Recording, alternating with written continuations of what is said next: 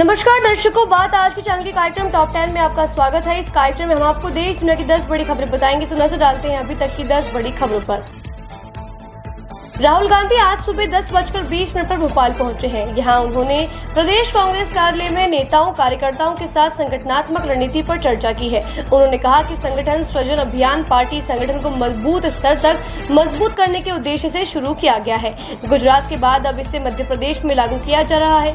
प्रदेश में भेजे गए 61 AICC पर्यवेक्षक जिला इकाइयों को पुनर्गठित करने के लिए प्रक्रिया में सहयोग करेंगे। ये टीमें समर्पित कार्यकर्ताओं की पहचान करेंगी और जिला अध्यक्षों के नामों की अनुशंसा करेंगी।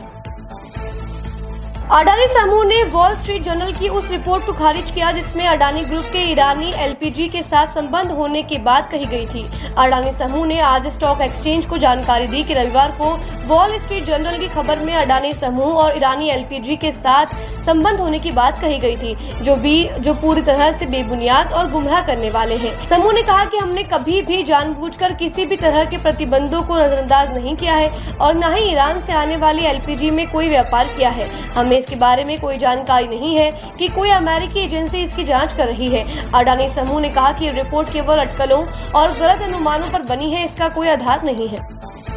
कांग्रेस नेता और पूर्व विदेश मंत्री सलमान खुर्शीद इन दिनों भारत की ओर से एक कूटनीतिक मिशन पर विदेशों में आतंकवाद के खिलाफ भारत का संदेश दुनिया तक पहुंचाने के लिए वे मलेशिया में हैं। इससे पहले वे इंडोनेशिया, दक्षिण कोरिया, जापान और सिंगापुर की यात्रा पर जा चुके हैं। इस बीच उन्होंने एक बयान देकर चिंता जताई। उन्होंने बिना किसी का नाम लिए कहा कि जब हम आतंकवाद के खिलाफ मिशन पर हैं और भारत का संदेश दुनिया को दे रहे हैं, तब ये देखना दुखद है कि देश में कुछ लोग राजनीतिक वफादारियों का हिसाब किताब कर रहे हैं। सलमान ने कहा क्या देशभक्त होना इतना मुश्किल है? उनके इस बयान से कांग्रेस खेमे में कोहराम मच गया है।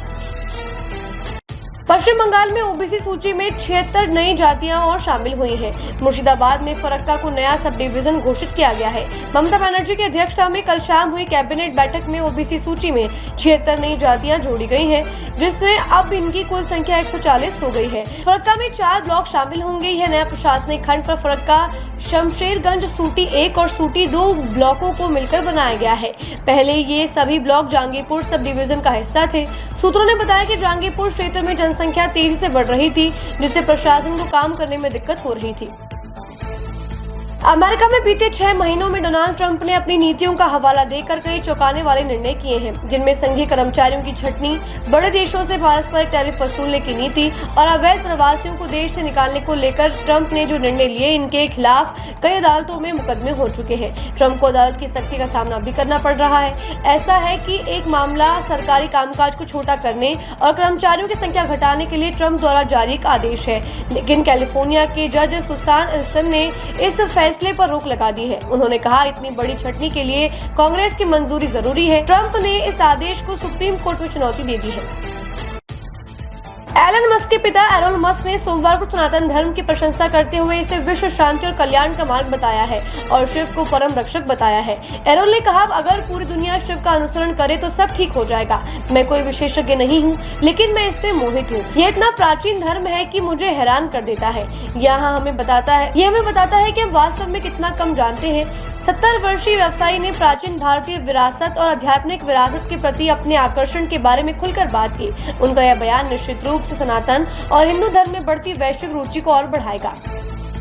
देश के कई हिस्सों में समय से पहले मानसून आ गया है। पूर्वोत्तर के राज्य असम, मणिपुर, सिक्किम और अरुणाचल प्रदेश में लगातार हो रही बारिश के कारण कई स्थानों पर बाढ़ की स्थिति बन गई है। हालात काफी गंभीर हो गए हैं। कई गांव पानी में डूब गए हैं। सड़कों और घरों में पानी भर गया है। अब तक 36 लोगों की मौत हो चुकी है। सबसे गंभीर स्थिति मणिपुर के इम्फाल जिले में देखने को मिल रही है, जहाँ सेना और असम राइफल्स की टीमें बचाव कार्य में मदद कर रही है। असम के 15 जिलों में 80,000 से ज्यादा लोग बाढ़ से पीड़ित है। 10 नदियां खतरे के निशान से ऊपर बह रही हैं। बचाव कार्य के लिए 10 बाढ़ राहत टीमें लगाई गई हैं, जो विशेष बोट्स और रबर से बनी इम्फेल्टेबल नावों से लैस है। गुजरात में कड़ी और विसावदर विधानसभा सीट पर 19 जून को होने वाले उपचुनाव के लिए कल सोमवार को उम्मीदवारों ने अपने नामांकन पत्र दाखिल किए हैं। मेहसाना जिले की कड़ी सीट के लिए राष्ट्रीय राजनीतिक दलों सहित 18 उम्मीदवारों ने अपने नामांकन दाखिल किए हैं, जबकि जूनागढ़ जिले के विसावदर सीट के लिए 31 उम्मीदवारों ने नामांकन किया है। मतगणना 23 जून को होगी। भाजपा ने उपचुनाव के लिए कड़ी से राजेंद्र चावड़ा और विसावदर से किरीट पटेल को मैदान में उतारा है। वर्तमान में गुजरात विधानसभा में 182 सीटें हैं। कांग्रेस नेता राहुल गांधी कल बुधवार को संगठन सृजन अभियान के तहत पार्टी के हरियाणा इकाई के कई राष्ट्रीय वरिष्ठ नेताओं के साथ 2 बैठकें करेंगे। पार्टी सूत्रों ने बताया कि हरियाणा में पिछले 11 वर्ष से कांग्रेस का जिला स्तर का संगठन नहीं है और राहुल गांधी के दौरे को इस प्रक्रिया को गति देने के लिए महत्वपूर्ण माना जा रहा है। पार्टी पिछले करीब 11 वर्षों से हरियाणा में सत्ता से बाहर है। भाजपा ने अक्टूबर 24 के विधानसभा चुनावों के बाद राज्य में लगातार तीसरी बार सरकार बनाई थी। चुनाव में भाजपा ने 90 सदस्यीय विधानसभा में 48 जबकि कांग्रेस ने 37 सीटें जीती थी। अयोध्या के राम मंदिर में दूसरी बार प्राण प्रतिष्ठा की शुरुआत हो गई है। 22 जनवरी 2024 को भगवान श्री राम बालक राम के रूप में स्थापित किए गए थे। अब दूसरी बार प्राण प्रतिष्ठा में भगवान राम राजा के रूप में स्थापित किए जा रहे हैं। प्रधान मंदिर के पहले तरफ पर राम राजा का दरबार होगा।